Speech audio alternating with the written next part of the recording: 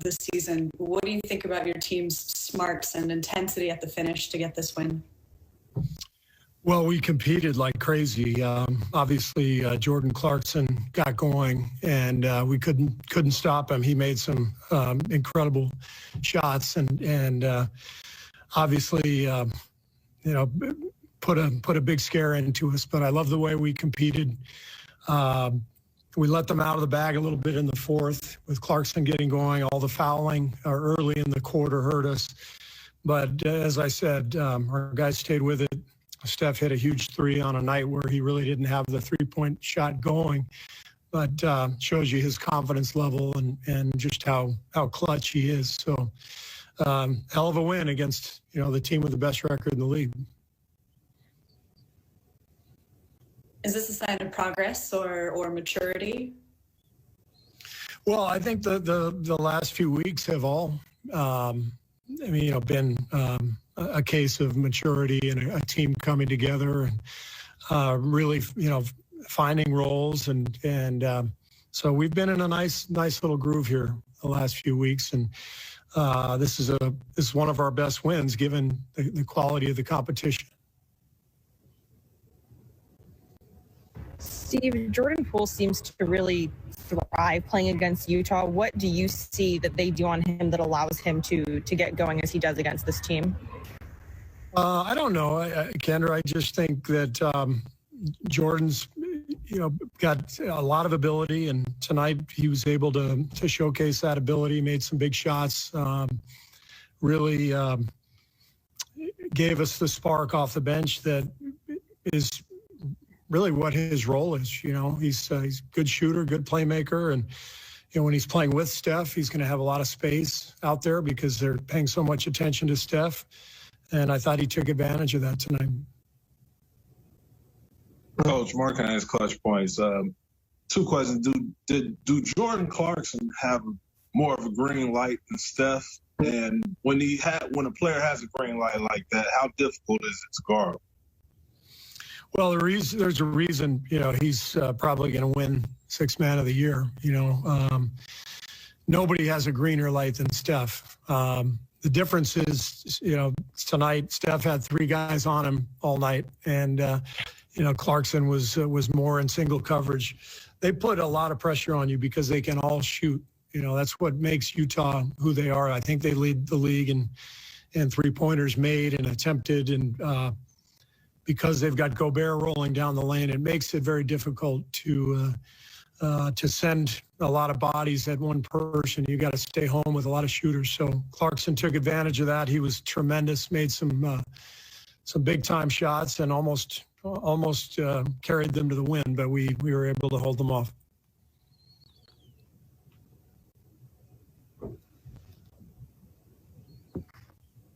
Steve, when you when you see Draymond, sometimes he'll miss a shot and he'll throw his arms up, right? And you can see him kind of get frustrated. And other times he looks great at being aggressive. Do you have to talk to him about staying aggressive, or do you kind of just trust him to pick his spots and know when the moment is? No, sometimes I'll talk to him about looking for a shot or staying aggressive. I think these last couple of weeks in particular, he's been very aggressive. I haven't had to say anything to him. I think this is the best he's felt about his game in all season.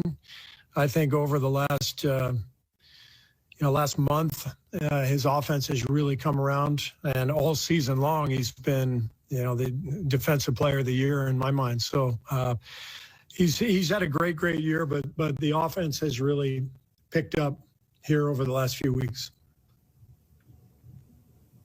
What do you think about Kevon Looney's unsung work, maybe on the boards and defensively? That should be Kevon's nickname, is Unsung. He's always been unsung. At some point, we have to sing for him, I guess. He's been doing this for years. He's unappreciated because he doesn't do anything flashy. He doesn't score a lot, but he's been a mainstay for us defensively and as a screen setter, and just his awareness, his basketball awareness. He's always in the right spot. And this is probably the best stretch of rebounding games he's had in his career. He's really putting up big numbers on that end. Steve, do you have time to enjoy this at all? Yes, I'm going to go have a beer right now, honey. And when do you start thinking about tomorrow? Maybe on my second beer. What do you think about the Suns? Phoenix has had a phenomenal year. I'm really happy for them. You know, just knowing a lot of people who are in that organization, having worked there, is it's been a long haul, but they've really built something special, and they've done it, from the ground up through the draft, and then of course making the trade for Chris really, kind of put them over the top, and so they've got a great team. They've beaten us pretty badly twice, so hopefully we can show a little better tomorrow. Steve, what is it about? Oh. Go ahead, Nick. I got it. Obviously, Steph is Steph, and he's been rolling for a long time. But how important is it to have games like this where you get 4 to 5 starters in double figures, and Jordan shooting the way he is, that he does it, that Steph doesn't have to carry everything all the time for the group offensively? Yeah, it's huge when we can get a number of players scoring, because Steph draws so much attention. Guys are going to be open, and I thought everyone was really aggressive tonight. Bayes is really looking for a shot. Jordan off the bench, as you mentioned. Draymond as well. So that's what we need. We can't expect Steph to carry us every night offensively. Steve, you talked about how good Draymond has been down the stretch of this season. What is it about stakes in a season or a postseason that really gets him going? How have you seen that throughout your time with him? Well, he's the ultimate competitor. He's the ultimate winner, and he thrives on competition. Draymond does not fare well in meaningless games. That's why last year was a struggle for him, and he would tell you that. He would admit it. The games didn't mean much, given all of our injuries and where we were. We weren't going anywhere. And this year has been so much fun for me as a coach to watch Draymond bounce back from last year. His leadership has been fantastic. His words in the locker room are so powerful. The guys have so much respect for him because they know what he's accomplished.